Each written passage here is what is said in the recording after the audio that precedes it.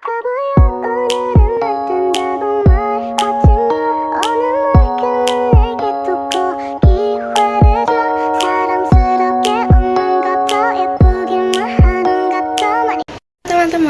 perkenalkan nama aku Haniku Mahasari dari kelas S1 Sistem Informasi 2401 dengan NIM 10204243000003. Di sini saya akan menjelaskan tentang sistem basis data yang berjudul database. Oke, di sini saya akan menjelaskan tentang IRD. IRD atau Entity Relationship Diagram adalah sebuah diagram visual yang digunakan untuk model struktur logis dari suatu basis data. Nah, di sini ada IRD kategori 003 mempunyai relasi one to many terhadap produk 003. Nah, yang kedua ada brand 003 mempunyai relasi one to many terhadap produk 003. Yang ketiga itu ada pelanggan 003.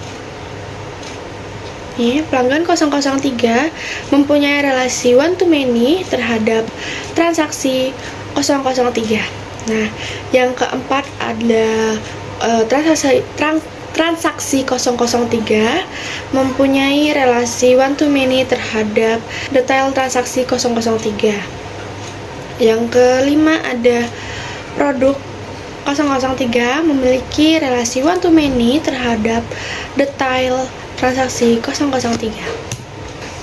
Oke, selanjutnya yaitu ada relation model. Relation model adalah sebuah model data yang mendasari sebagai dasar sistem manajemen basis data atau DBMS modern. Selanjutnya ada relasi model. Nah, relasi model ini yang ada kayak di gambar PPT saya. Yang pertama ada kategori 003 itu yang terdiri dari ID kategori dan nama kategori. Yang kedua ada brand 003 yang berisi ID brand, nama brand.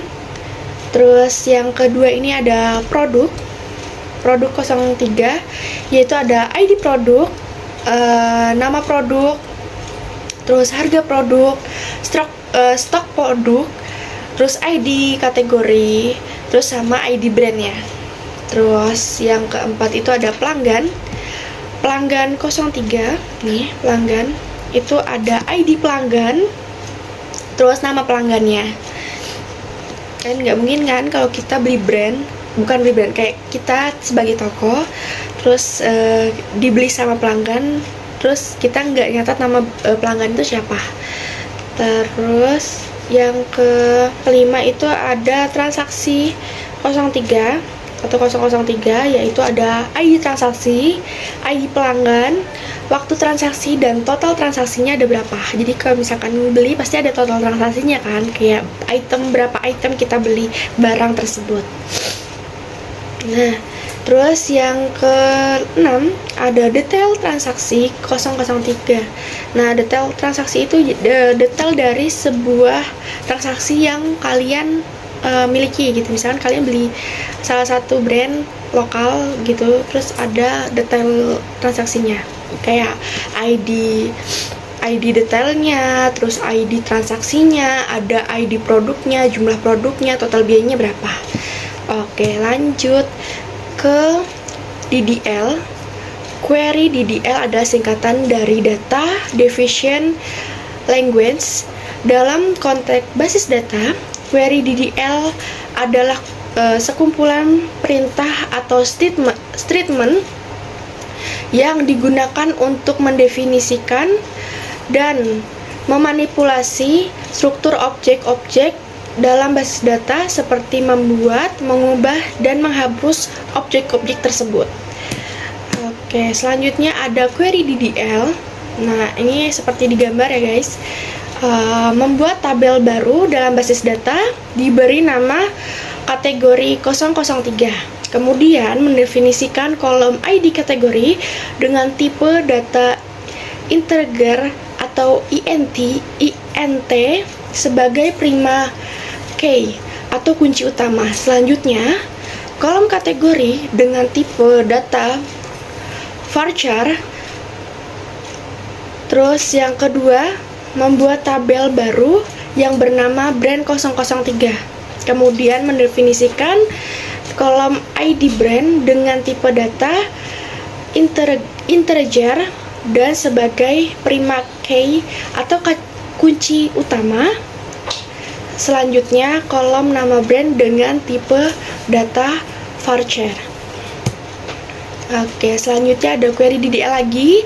Yang pertama, membuat tabel baru yang bernama produk 03 nih yang saya lingkarin.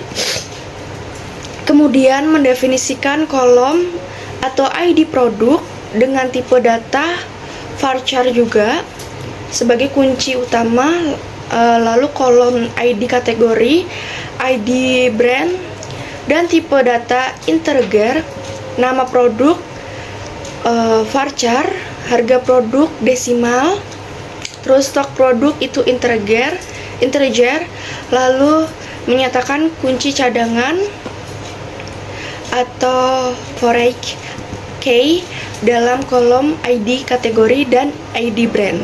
Yang kedua, membuat tabel pelanggan 03, kemudian mendefinisikan kolom ID pelanggan dengan tipe data varchar sebagai prima key dan kolom nama pelanggan tipe data varchar juga, guys. Nah, selanjutnya ada query DDL lagi. Membuat tabel transaksi 003, kemudian mendefinisikan kolom ID dengan tipe data integer sebagai prima key, kolom ID pelanggan, varchar, kolom waktu transaksi, tanggal, jam, kolom tanggal transaksinya itu desimal, lalu menyatakan kunci cadangan dengan kolom ID pelanggan. Yang kedua itu membuat tabel atau detail transaksi 003, kemudian mendefinisikan kolom ID detail dengan tipe data integer sebagai kunci utama kolom ID transaksi dan jumlah produk integer, kolom ID produk itu varchar, kolom total biaya itu desimal, lalu menyatakan kunci cadangan dalam kolom ID transaksi itu dan ID produk. Nah, selanjutnya itu ada DML. Query DML adalah singkatan dari Data Manipulation Language. Dalam konteks basis data, query DML adalah sekumpulan perintah atau statement yang digunakan untuk manipulasi atau mengolah data aktual yang tersimpan di dalam tabel-tabel basis data. Oke, selanjutnya kita lanjut lagi ke query DML. Nah, yang pertama itu memasukkan data baru ke dalam data kategori 003, lalu disimpan dalam kolom ID kategori dan nama kategori. Yang kedua, memasukkan data baru ke dalam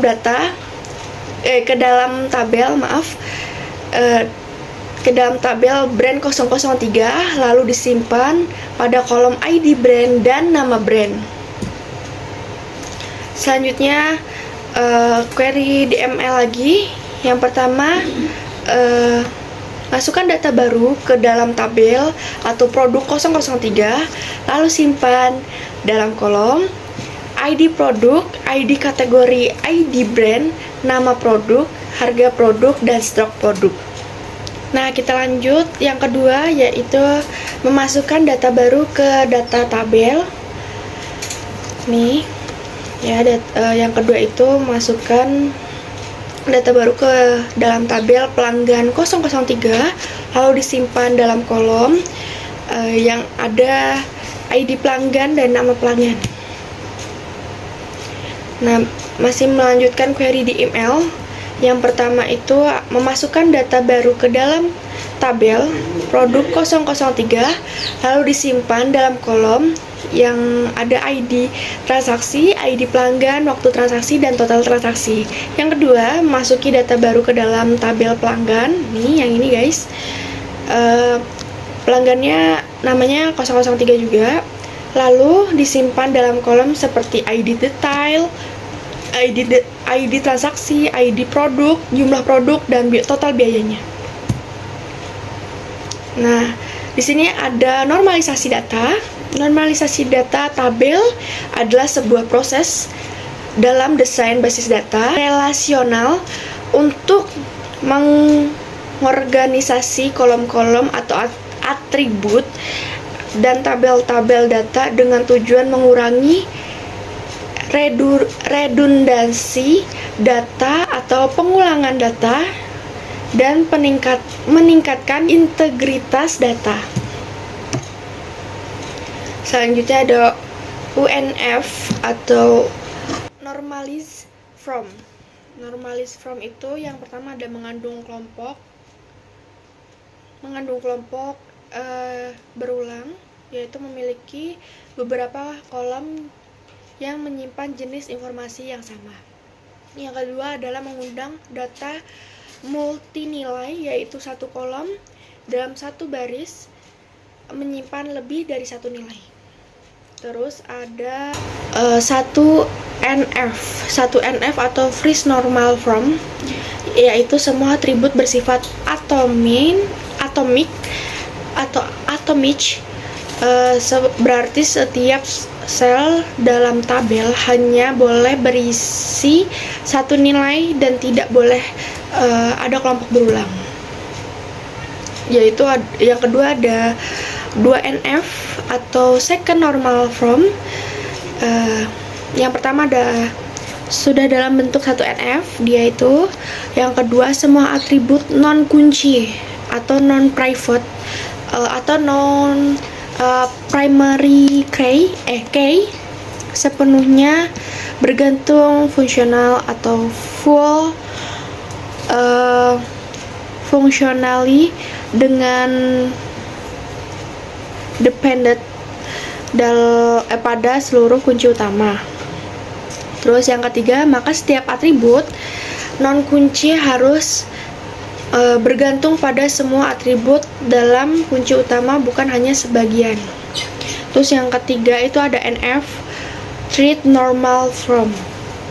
Yang pertama sudah dalam bentuk 2NF. Yang ketiga tidak ada atribut non kunci yang bergantung atau transitif pada kunci utama. Terus yang ketiga ada ketergantungan transitif terjadi ketika sebuah atribut non kunci bergantung pada atribut non kunci lainnya yang pada giliran bergantung pada kunci utama. Nah, selanjutnya ada UNF, Normals From, itu seperti ini gambarnya. Nilai atribut berulang, ya, nilai atributnya berulang. Terus atau multifold pada ID, terus nama produknya, ID dan nama produk, terus harga produknya, kualitas dari produk, dan totalnya. Terus yang kedua ada ketergantungan parsial atau hanya sebagian atribut yang bergantung pada primary key. Terus yang ketiga terdapat redundasi data. Selanjutnya ada 1NF, yaitu yang pertama menghilangkan kelompok berulang dengan membuat setiap baris mewakili satu item produk dalam transaksi. Misalkan ID nih, ini ID produk nih. Misalkan ID produk yang digabungkan menjadi baris berpisah. Terus setiap baris mewakili satu item produk dalam transaksi. Selanjutnya ada 2NF atau second normal form, memisahkan tabel menjadi 4 nih, 1, 2, 3, 4, untuk menghilangkan ketergantungan parsial. Jadi dia tuh nggak bergantung cuma di tabel A, jadi dia nggak bergantung di tabel A atau tabel B atau tabel C atau tabel D. Terus membuat tabel terpisah untuk konsumen dan produk. Terus yang ketiga ada ketergantungan parsial yang telah dihilangkan. Nih, jadi ketergantungan parsial itu dihilangkan, nggak kayak ini ini kan masih, yang UNF itu masih tergantung, dia tuh masih ketergantungan parsial. Terus yang keempat ini memisahkan data yang bergantung pada bagian dari primary key. Terus yang ketiga 3NF atau treat normal form. Nah, itu yang pertama ada semua atribut non kunci hanya bergantung pada kunci utama. Terus yang kedua menghilangkan transitive dependi, yaitu hubungan antara 3 atau lebih atribut dalam sebuah tabel database. Nah, terima kasih. Ya, kurang lebihnya mohon maaf. Assalamualaikum warahmatullahi wabarakatuh.